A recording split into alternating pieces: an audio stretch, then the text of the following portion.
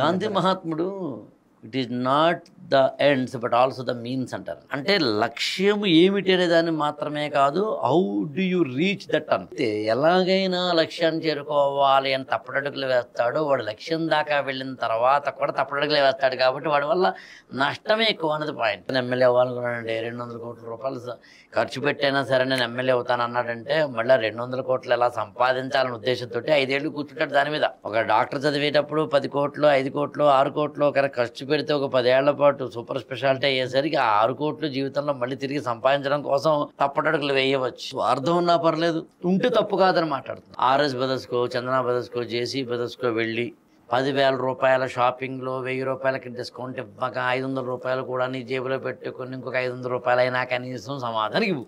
నాకు లేదు, నా వల్ల కాదు అన్న ఇందులో ఏముందని వాడేదో డిస్కౌంట్ ఇచ్చాడుగా, అయిపోయింది అంతే. దాన్ని కావాలంటే నువ్వు ఎక్స్పోజ్ చేయి. 500 రూపాయలు దాన్ని తీసుకెళ్లి ప్రచారానికి మాత్రం 5,000 చేసినట్టు చెప్పుకో, నాకు అభ్యంతరం లేదు. బట్ ఇది ఒక కాన్సెప్ట్.